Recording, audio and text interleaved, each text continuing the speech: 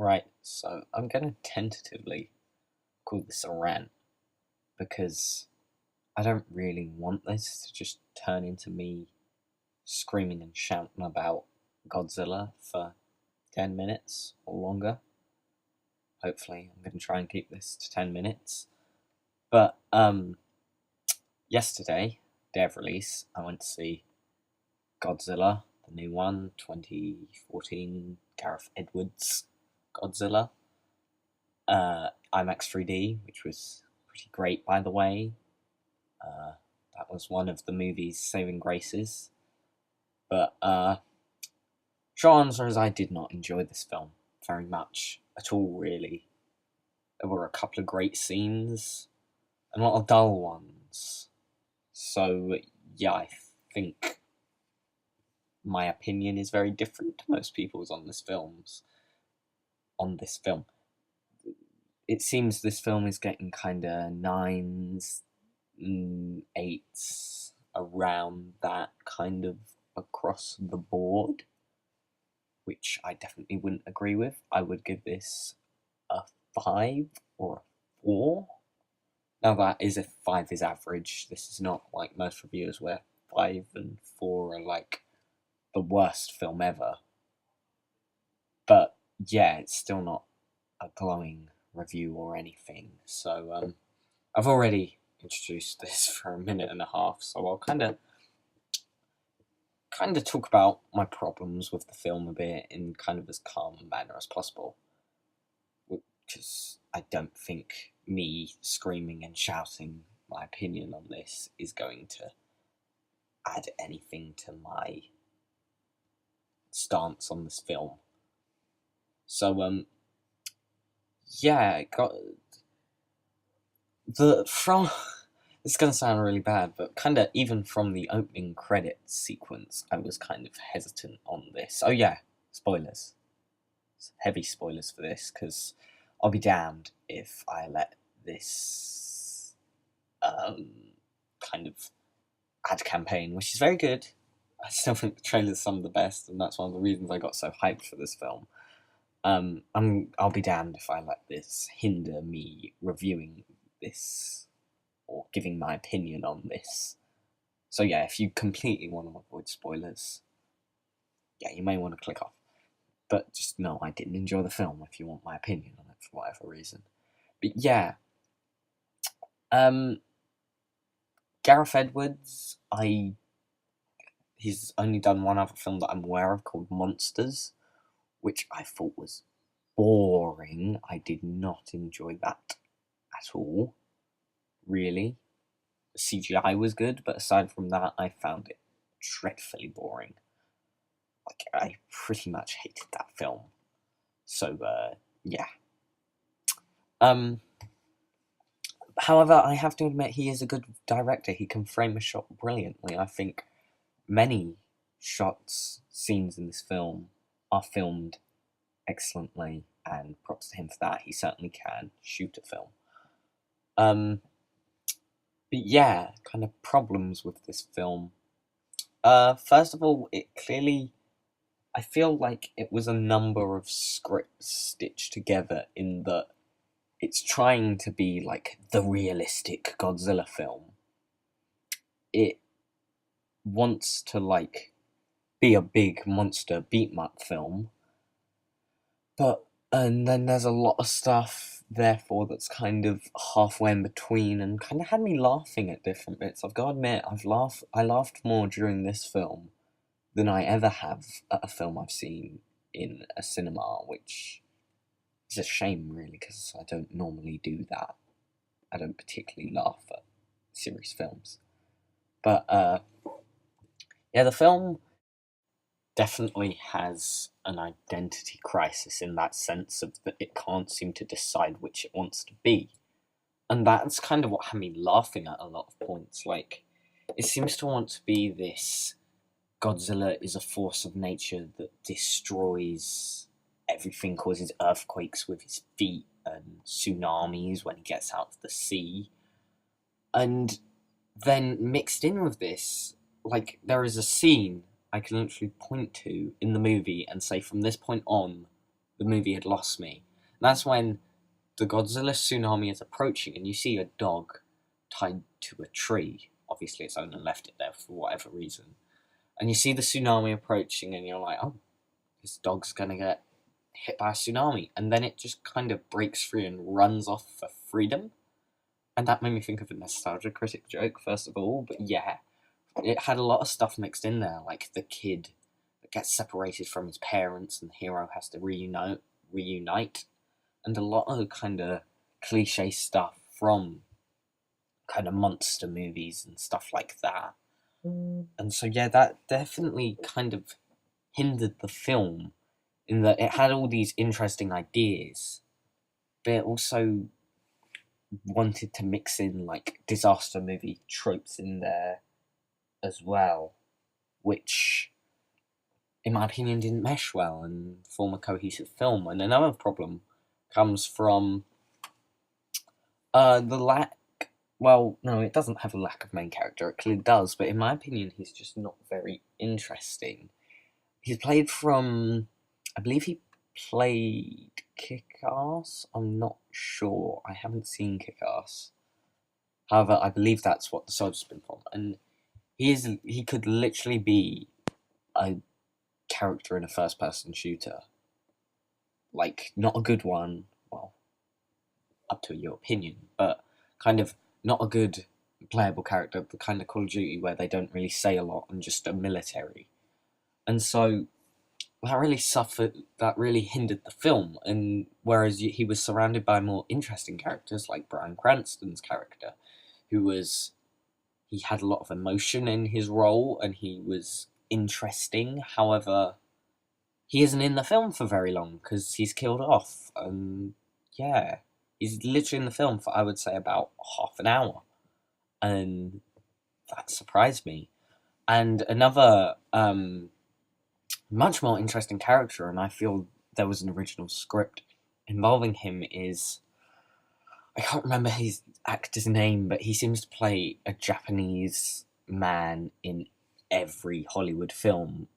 And I think this was probably the best role I've seen him in, because normally I see him as like the businessman in films, but in this he seemed to have a lot of underlying nuances, that's the word, to his character.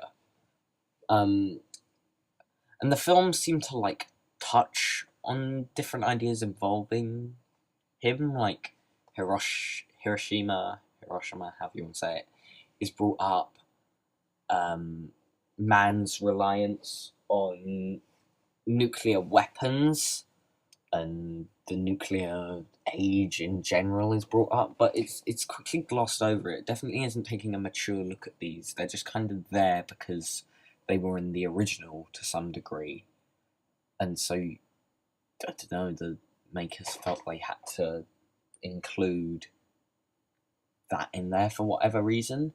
And once again, I think the film would have worked better if we had a whole film focused around the Japanese actor scientist's point of view. I just think he was the most interesting part of the film, and it's a shame that it didn't focus around him. Also, the ending. People seem to love the final act of this film, and I personally didn't. I was kind of bored by it, and that's kind of the bits where I laughed the most. Like, it's kind of meant to be this big monster throwdown, but I saw that in Pacific Rim, and it was 10 times better last year, which is a shame because it's Godzilla, and there is an inherent coolness to just seeing Godzilla in a high budget, just wrecking shit everywhere. So that was cool. However, people complained about the sword appearing out of nowhere in Pacific Rim, but there is a reason for that. Like, the Kaisu's blood is acidic, so I didn't want to get that everywhere. It's kind of abandoned as the film goes on. But yeah, but Godzilla has a secret weapon, which is his atomic breath, and it's kind of like, why were you not using this earlier on? He didn't seem to do anything that gave him this sudden boost of power, so it was really just kind of came out of nowhere. it's not like Godzilla ate the nuke and it powered him up. Yeah, it just kind of came out of nowhere, and that would have solved the problem of the nuke going off at the end. That was so random. It gave me flashbacks of The Dark Knight Rises, which I didn't particularly want. So I was kind of like, oh, so they couldn't stop the nuke going off.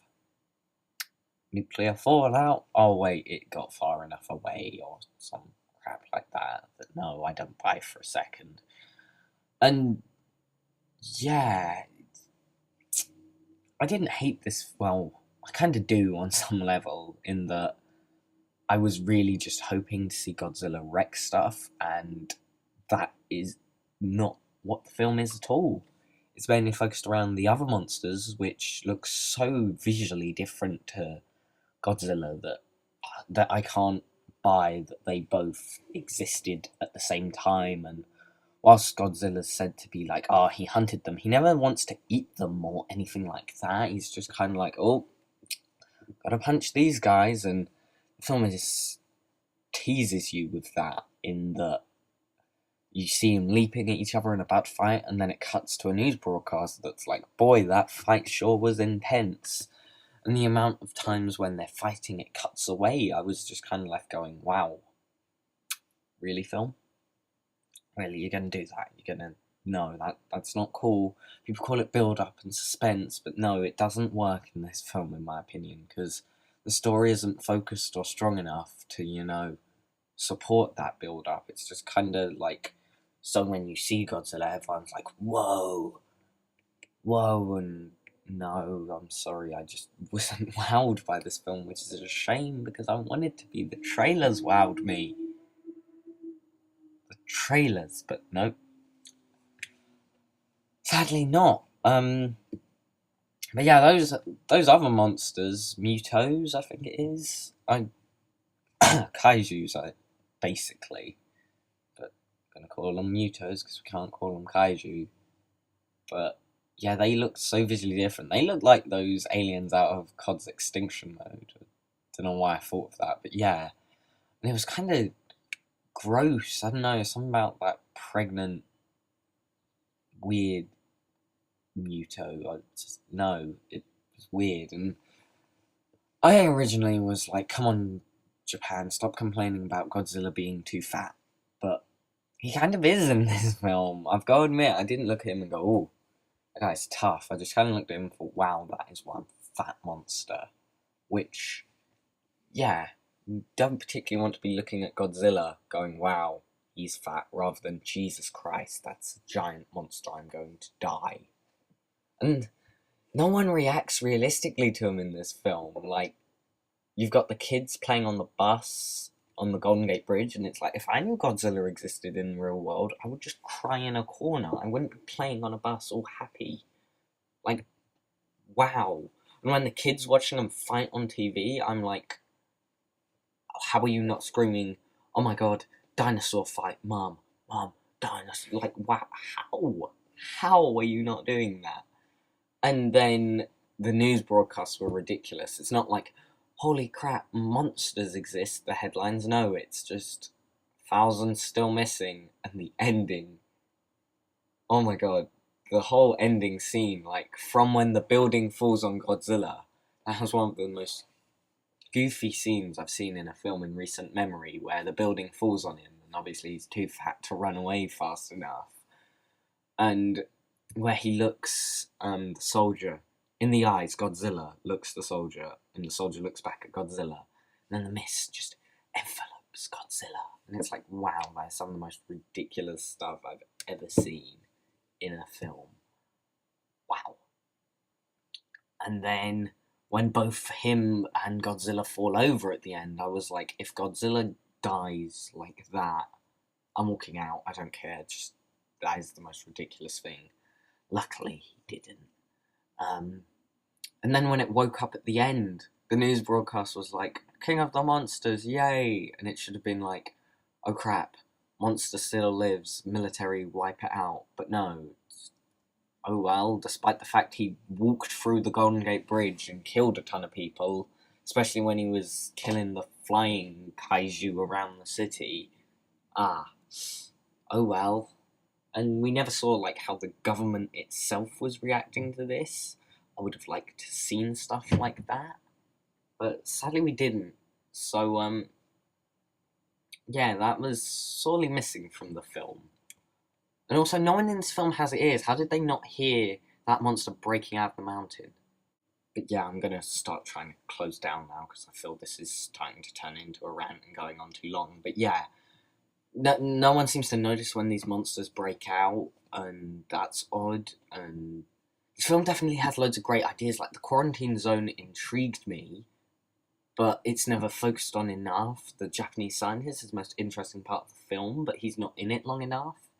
The Godzilla fight is pretty good when you see it on screen, but it's barely there. And yeah, it's just. I was disappointed by this film. It has strong scenes, like I think the skydive scene is the best scene of the film, but it was in the trailer and it's too brief for me to go like, wow, see it for that. Visuals are good, but yeah, it's a shame, but I know really how to close this out. Just kind of, I personally didn't enjoy it. I wouldn't recommend it. Yeah.